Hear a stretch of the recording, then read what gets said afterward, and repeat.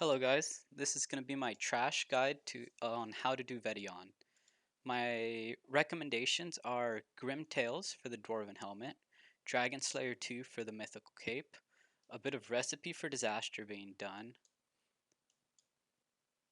I forgot the quest for the Salve Amulet. The Salve Amulet E is very highly recommended as Vedion and the Hellhounds are both considered undead. I'd recommend having 90 plus in the stats for combat, melee. And I'd also recommend having the money to buy a Vigorous Chain Mace. When I first started the grind, I had a Zamorakian Hasta, and it is definitely nowhere near as close as having a Vigorous Chain Mace. Vigorous Chain Mace with 99 strength, this setup, and Super Combat Potion while praying Piety is 64. Because of that, you're able to quickly rush down Vedion's phases, leaving you less time in the wilderness and more time banking. I also recommend having 83 construction so that when you teleport to your house, you will have the pool, the ornate rejuvenation pool, and the ornate jewelry box.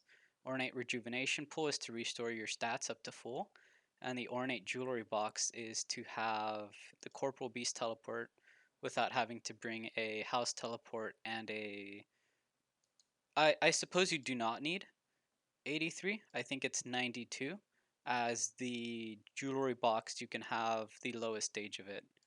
I forgot to mention this a bit earlier, but I would also recommend having Monkey Manus 2 done, as the Royal Seed Pod allows you to teleport from the wilderness at level 30 and under. Works the same way as a Glory, but it's a left click option that's in your inventory.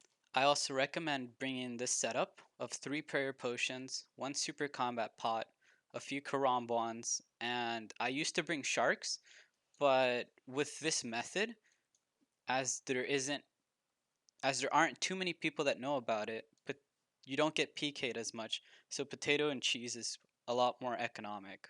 We'll start the path out by going directly out from the cave corp and running all the way straight north. I'll resume recording once I've gotten there.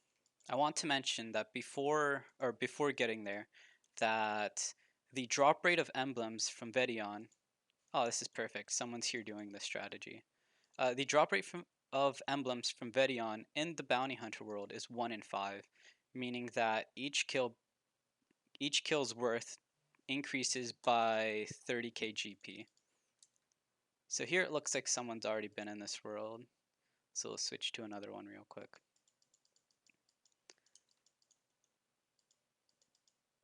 Okay, this yellow square up here northwest of the titty, is the square that you stand in to lure Vedion when he spawns. Vedion will always aggro from you when he spawns from this range. Next, you want to run southwest a little bit until you reach the west side of this tree stump. You can wait until Vedion hits you and then start walking, as the only thing that will damage you is those lightning attacks, which take a long time due to their projectile. Next, you want to run west into this square spot. I messed it up as I walked away from that, but you stand on this square that is right here, right here basically. This is alright though, because if you mess up the safe spot, I'll quickly show you how to get it back. You'll want to run north until Vedion either goes a bit, he'll pass the rocks, and then once again, you set him up like that, just by running in a quick circle, and it'll be perfectly safe. Another tip is if you run one space east and one space south, you'll be in the safe spot and you won't take any damage from him by taking the long way. So for example, if I wait until he hits me, if I click on there, I'll have a chance of him using his auto attack and hitting me for a 40 with either his auto attack or his damage earthquake.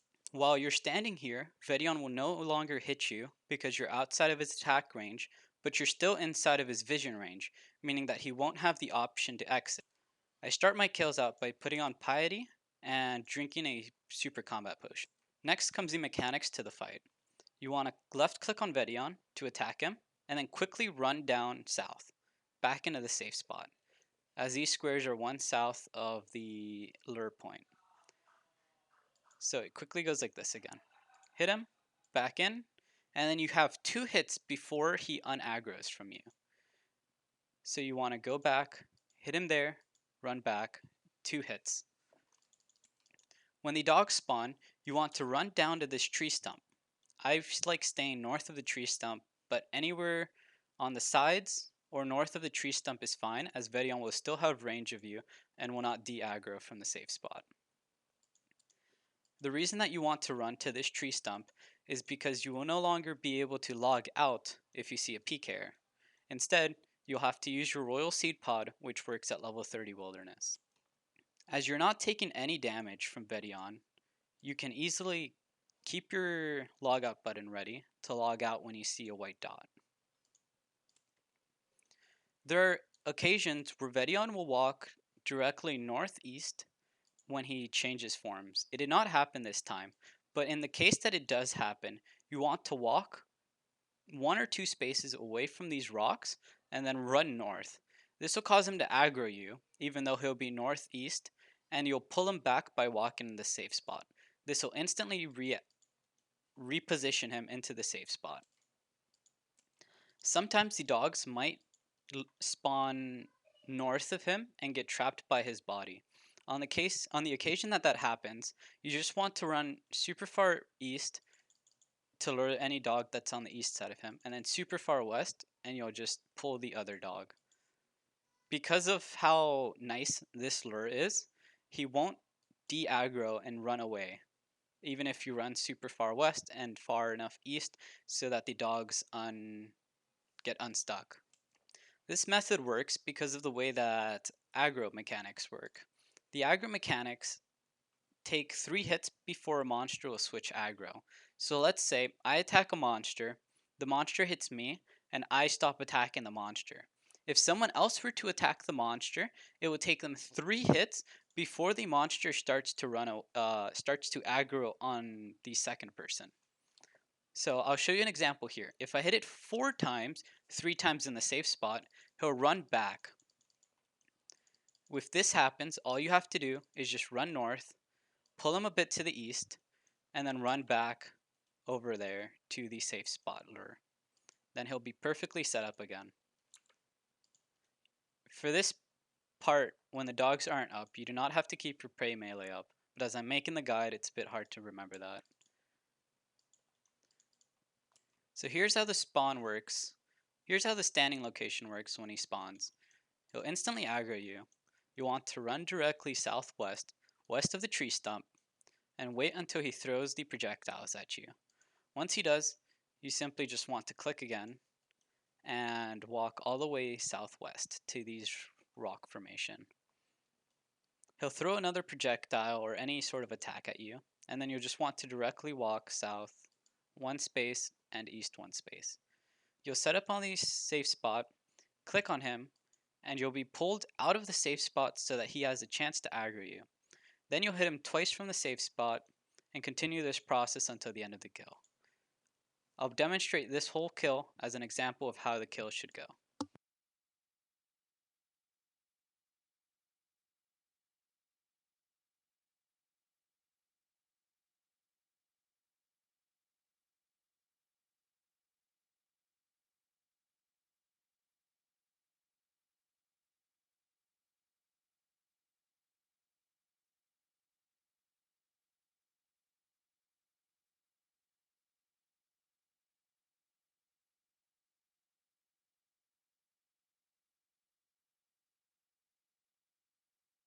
I recommend leaving auto retaliate on for the dog phase so that you can keep paying attention to your surroundings while keeping your hand, or at least your cursor, over the royal seed pod. So the second you see a white dot, you can easily teleport out.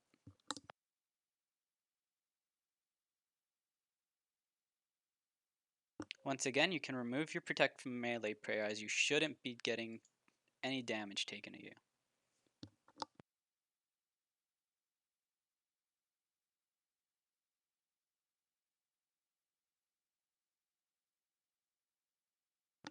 Whenever he changes phases, for some reason, you stop aggroing him, so you'll have to click on him again to start attacking him. This is only inconvenient when you change his phase on the first hit that you're in the safe spot. This is a perfect example of what I mean when the dogs get stuck on the north side of him. All I had to do was walk west to unstick that dog, and then east to unstick the other one. Then I walk south to level 30 wilderness, and I prepare to get ready to teleport in case anything bad happens.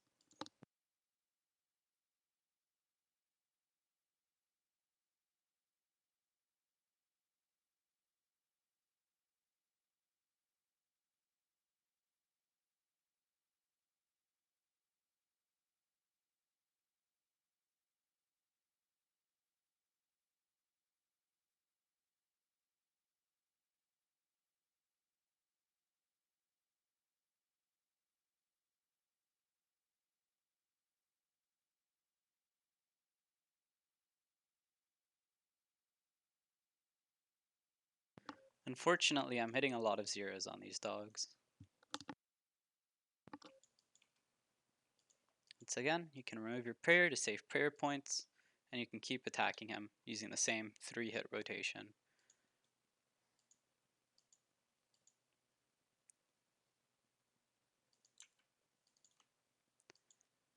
I usually bank when the loot's over 150k, but depending on how poor you might be or how stingy you are, you might just want to bank every kill or so. Another gear setup that some people use is instead of bringing the Vigorous Mace and their Dragon Defender, they like to bring a Bludgeon. I personally prefer Vigorous Chain Mace as it's best in slot, and you can also use the Dragon Defender with it, which gives it a lot more DPS. Other people also prefer to take a Dragon Warhammer or Bando's Godsword over Primordial Boots, and they'll use Climbing Boots to take over that slot. Because of how Vedion works, and you need to kill 4 dogs and 2 HP bars of Vedion, I personally do not find the Dragon Warhammer or BGS worth the hassle of switching and specking, and that's why I bring Primordials as another +1. Due to me talking here, I messed up, and as a final notice, I'll just show how to lure him again. That'll be all for my guide though. I hope that it was pretty educational, and if any of you guys have any questions, feel free to comment them down below, and if the guide helped you, feel free to like and subscribe. Thank you very much and have a great day.